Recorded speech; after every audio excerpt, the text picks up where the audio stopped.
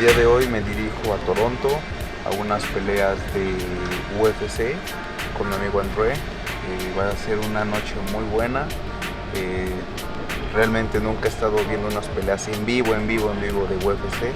Entonces pues me siento muy emocionado por lo que va a pasar en este momento. Bueno, pues la próxima pelea que estaré dando el 30 de marzo en Hamilton, sin duda alguna será una gran pelea. Siempre me preparo para dar buenas peleas, siempre me preparo a conciencia para dar knockouts, que en algunas ocasiones no se ha podido llegar al knockout, pero siempre me preparo con esa mentalidad y con esas ganas para llegar, para terminar rápido mis peleas y sobre todo para llegar más rápido a un título mundial, que es lo que tanto añoro.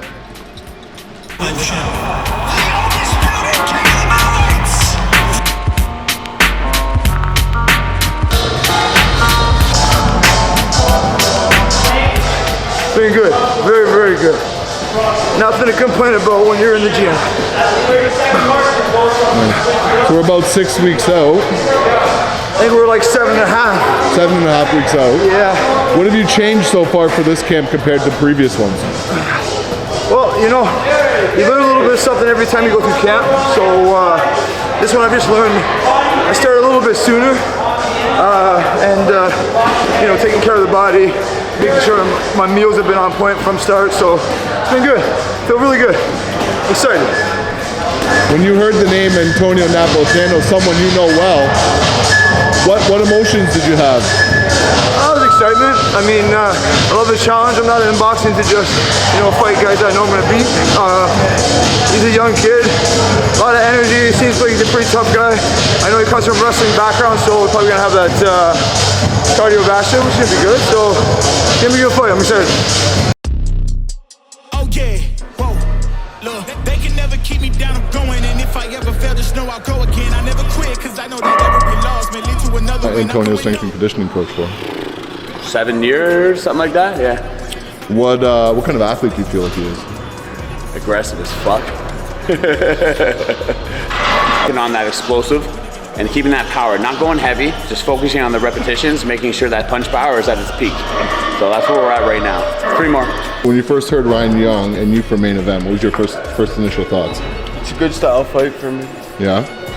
He's basic, but he does the basics well. Good counter puncher. And he's got a good frame for middleweight. So. I thought you guys have crossed paths before, like sparring or something, but I learned that you guys haven't. Have you guys ever sparred? We haven't sparred. We fought on the same card multiple times. Actually, on my pro debut, his opponent, a Mexican guy, came in overweight by like 10 pounds. Mm-hmm. So they had to rehydrate. Or the Mexican guy had to go start skipping, and he had to drink water. They made the fight happen, but we fought on the same card multiple times. Nice. Yeah. But so you know who he is, obviously. He's been in the circuit for a while, yeah. Right? So were you surprised that he wanted this fight, or? I didn't know if he was still fighting. Period. I heard he was retired, but nice to have him back. Nice. Jump right back in that mode. Shorty said Diddy, she looking so pretty. She give me that wiggy and back in the room. Hey, feel like I'm cracking a code. Niggas ain't with me, they must be against me. I'm telling my hitters. So yeah, we have a massive card, like top to bottom. Probably the most competitive card per bout that we've done so far. Right at the top, we have the Canadian title. And then we have a bunch of Canadians fighting each other. It's great when you see Canadians boxing each other. One issue that we had is we ran into this new government legislation that forbidded Mexicans to travel on an ETA. Now they need a visa. This has become about a 2 to 3 month process to get some of these Mexican nationals in. We had about 3 or 4 bouts matched with Mexican nationals. So a few Canadians have stepped up. I think the landscaping of the boxing is going to change for, you know, the next month, 2 months, 3 months, maybe 6 months, maybe a year. But the positive at the end, the silver lining at the end is a lot of these Canadians are going to step up and make these great fights. It's great for the boxing fans. It's great for the promotion. So overall, we take a positive from it, and we have some great matches now. Awesome.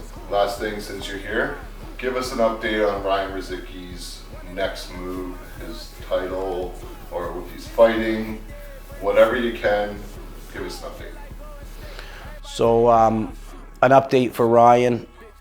I will guarantee in 2024 he will be the Cruiserweight WBC World Champion, and we'll leave it at that.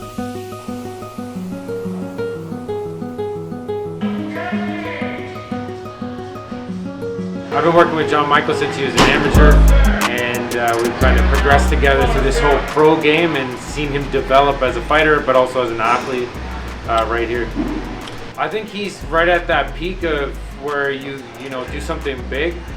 So it's been cool to see his progression from his first fights to winning that title, that Canadian title, and not only as a fighter but also as an athlete, and how he's developed his ability to go deeper and longer in the rounds as those rounds continue to progress through all his fights. Yes. Is it hard watching her eat while you're cutting weight? No, she doesn't like. Alright, so this workout we're gonna be doing, it's called the Ghost. So, because I'm fighting 8 rounds, I'm gonna be doing 8 rounds of this. So we got 1 minute on the assault bike, like 90%. And then we're doing another minute doing burpees straight. And then we're doing another minute of double unders. So roughly we want to hit about 20 calories on the bike, 20 burpees, and about 100 double unders with 1 minute rest. And that's 1 round. And we're doing that 8 times. And that's called the Ghost. And after this workout, you'll see why it's called the Ghost. I hit every shot, I score every time. Frankly, me and winning couldn't be more intertwined. Bring a dog to the table, put it on the line. Talk about your pro debut and what emotions you go through jumping from amateur to pro. It's been a long time in the making. I've been wanting to turn pro for a long time, but the last 2 years I really decided to take the sport serious again and actually make a run for it. I'm excited. It's a bit nerve-wracking now that things are finally official, but at the end of the day, like March 30th, I plan to put on a good show. So I feel like the pressure is going to be on you a little bit with 3 fighters on the same card. How do you deal with that pressure? I've been in this sport for a long time. I've been through a lot of stuff in my life. I thrive under pressure, and I look forward to the challenge. Perfect. I'm just saying, like, I don't know. He already acknowledged that I'm good at one other sport aside from boxing. Obviously, the challenge that I want to accept is the boxing challenge. And obviously, I'd be willing to play any other sport because I feel like I would win those as well. I'm an athlete. That's what I do. This is what I do. This is my life. I've been doing this my entire life, playing sports. That's what I am. So.